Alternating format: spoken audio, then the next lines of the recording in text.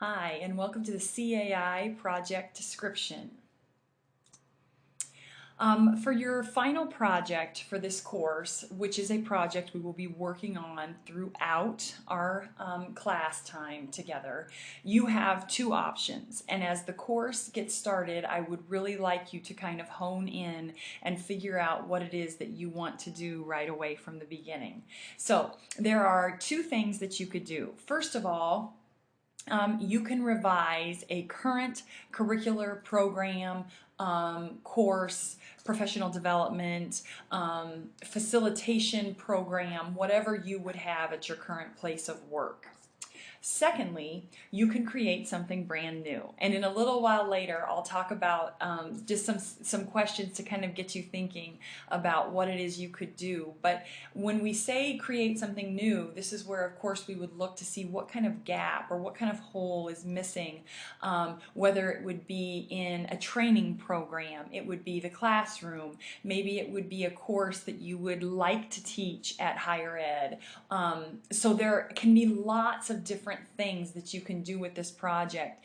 And as I have stated in the assignment description, this assignment will be very open. And the reason it has to be so open is because we have such a diverse group of people in the program. And I don't want to narrow it so much that you're doing something that you're really not that interested in.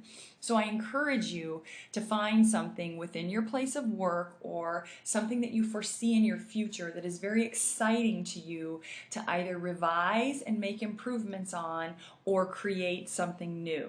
Now, of course, it has to be connected to curriculum, instruction, assessment, and then our kind of final piece of that is just thinking about how we would continuously improve what it is we have either revised or we have created. So I'll talk about all of this a little bit more in detail. Okay, so first of all, if you would choose to revise a current curricular program or course, there are 5 areas that you will focus on. Number 1, you will give me an overview of the program, course, facilitation program, whatever it is that you decide to revise. So I need to know what it looks like, what the process is right now. Next, I would like you to explain why you have selected to revise this said piece, program, course, and I would like you to use scholarly sources to support your choices because, as you all know, in our jobs, we can't make our decisions on the fly. At least we're not supposed to. We need to know what changes need to be made and why do these changes need to be made? What will be beneficial about this revision? And how can it positively impact those either people in your department, employees, students? How will it positively impact them? And then third, you will address what the revision of this curricular program or course will look like.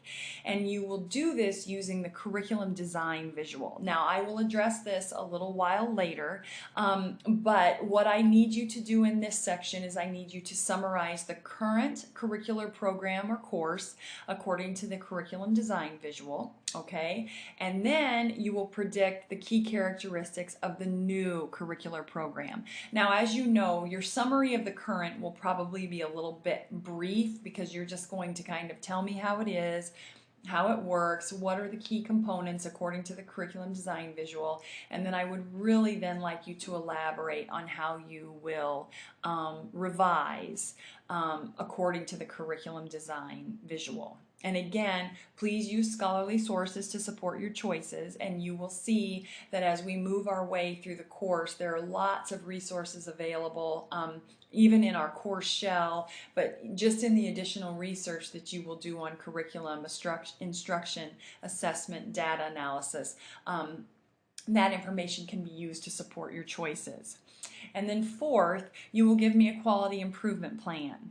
So what this is you are going to outline the ways in which you will evaluate your revised curricular program or course. And I would like you to please use quality improvement theory and scholarly sources again to support your choices. So if you are going to implement something new in your place of work that you have revised and you believe that you have made better, we need to be able to make sure that it is better and that it is having a positive impact. So you will think about, what does this quality improvement piece look like? How will I keep track of this data? What type of data will I collect to make sure that it's moving forward in a positive manner? And then finally, you will give me the planning and timeline. And so I would like you to please include a rough timeline of how this revision of this curricular program or course would occur. Now, your other option is to create a new course program. And as you can see, the 5 areas are exactly the same. So first of all, you will give me a brief overview of the program or course that you will be creating. And within and with our overview, then following that, you will give me the selection criteria, again explaining why you have selected this new program and using scholarly sources to support your choices. So if there is a hole somewhere in the curriculum that you may have at your institution or your school, or some kind of professional development or training for the people who work in your business or corporation, and you see a need, I need you to tell me what this need is about and why it is important that you fulfill this need. And then third, you will also address the curriculum design visual. So you will predict the key characteristics of what this new program or course will look like based on the curriculum design visual, which again, we'll talk about in just a few minutes. And then 4, as I mentioned with the revision, you will work on your quality improvement plan. Again, figuring out what it is you're going to do to collect the data and make sure that you are forward moving in your progress. And then finally, you will also give me a planning and timeline, which will include like how the creation of this program will occur. Okay, so that's kind of a brief overview of the 2 choices that you have. And of course, anywhere along the way, if you have any questions or you need clarification, please let me know and I will be happy to answer your questions. Okay, so now hopefully your brain's turning and you're thinking, oh wow, what can I do? And so I just have a couple of questions, or a few questions here that I would like you to think about and hope that this will allow you to really find something that is relevant, poignant, fascinating to you in your place of work. So the first thing I suggest is just think about your current or your future position. What it is that you're doing now, what it is that you want to do, what is something that you're very excited about, what is something that is relevant to your work, and maybe there's a hole, maybe there's an area that you have just been saying for the longest time, we have to improve this. I am giving you the opportunity to improve something. And so that's why I truly, from the bottom of my heart, hope that you will find something that you can be very excited about. In the past, I have had some great success with these, with this assignment.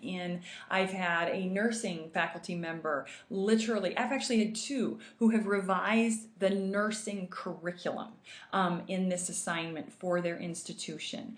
I have had an occupational therapist come up with a professional development plan for teachers in the school to work with auditory and sensory like strengths and weaknesses of children in the classroom and how to better meet the needs of these kiddos who have the sensory disorders. I have had a gal who worked in public health, and she created an online webinar for the employees in her company for training for, I believe it was HIV.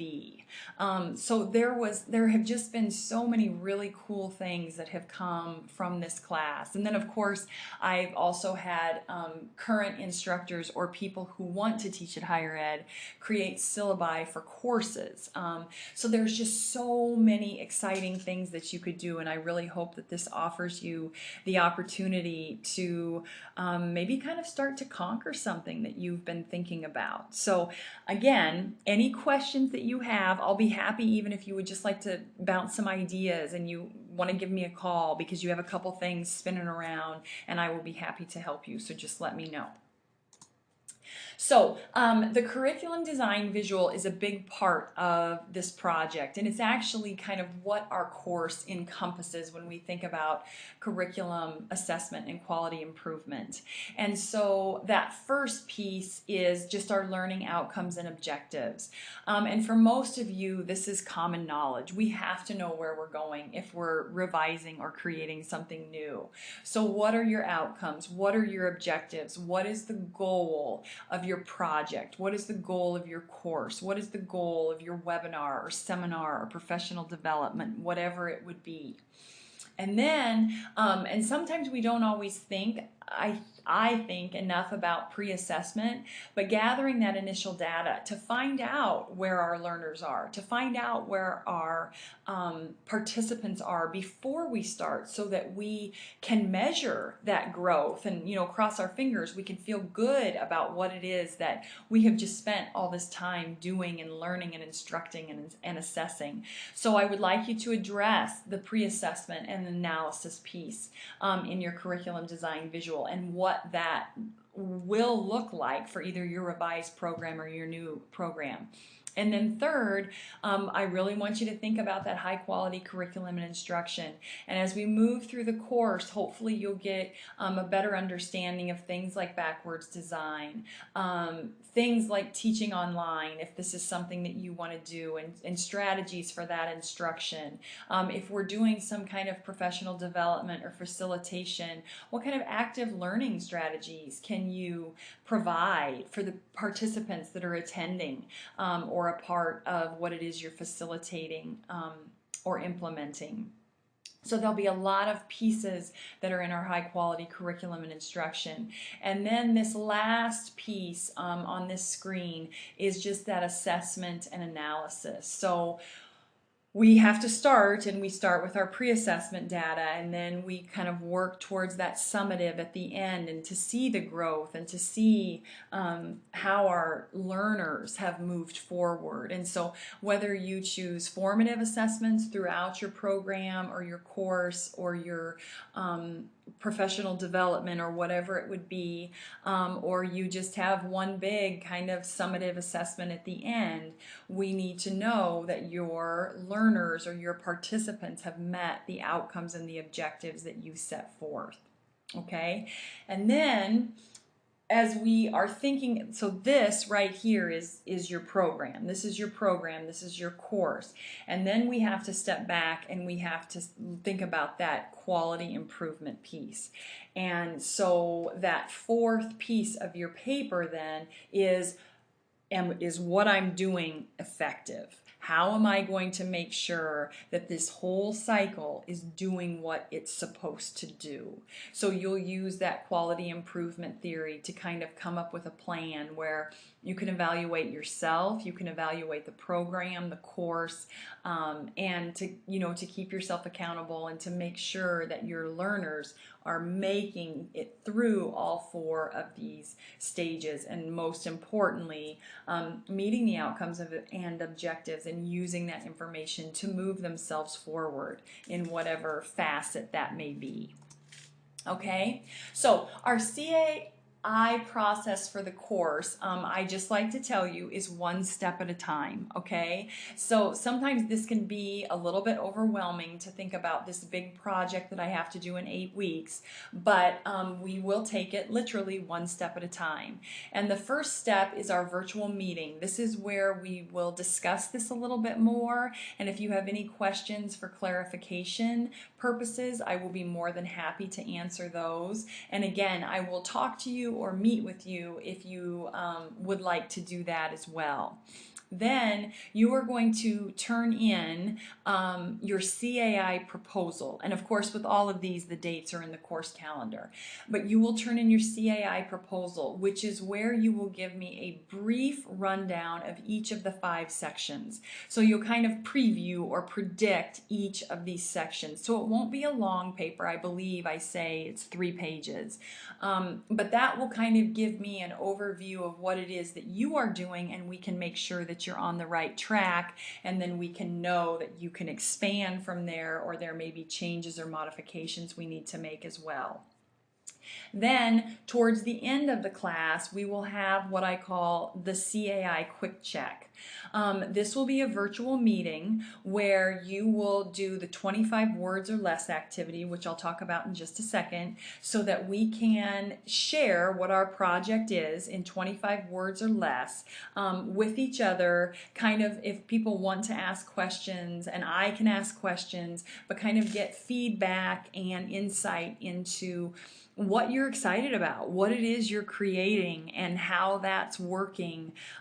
So I look forward to the virtual meeting just to hear your voices again, and to hear you talk about what it is you're doing. And then you will also submit hopefully a more formalized document. It is not the final submission, but it is a draft where I can read through it and again give you some feedback in hopes that it will help set you up for success for the final submission. And then at the end of the semester, you will have your CAI final submission. So we'll have 4 pieces along the way during these 8 weeks that we can work and provide feedback and hopefully help you feel confident in the process of what you're creating. And I would just ask that you use the information that we learn throughout the course to add to each part of the paper with the scholarly sources, with the information you gain, and then what it is that you are revising or creating. Okay, so the CAI project, which will be during our second virtual, not visual, virtual meeting, will be that you need to synthesize the focus of your proposal into 25 words or less to share with the group. And what I would ask is that you send me the 25 words or less at least 48 hours prior to our meeting, because then what I'll do is I'll put these in a PowerPoint presentation, and then they'll be there as you talk about your presentation so that your peers can read over those 25 words or less. So that's just kind of something to think about. And I also like that because it helps us work on synthesizing and kind of being more articulate in what our work is, and I think that's a really good skill to have. Okay, so in the course shell, you will find the project descriptions, you will find the rubrics, and you will find samples. So good luck to each of you. I truly hope that you find this assignment to be very valuable. Again, it is not necessarily laid out line by line by line. There is a lot of freedom in it, and I hope that that allows for responsibility and excitement and enthusiasm and passion in what it is that you want to do. So please let me know if you have any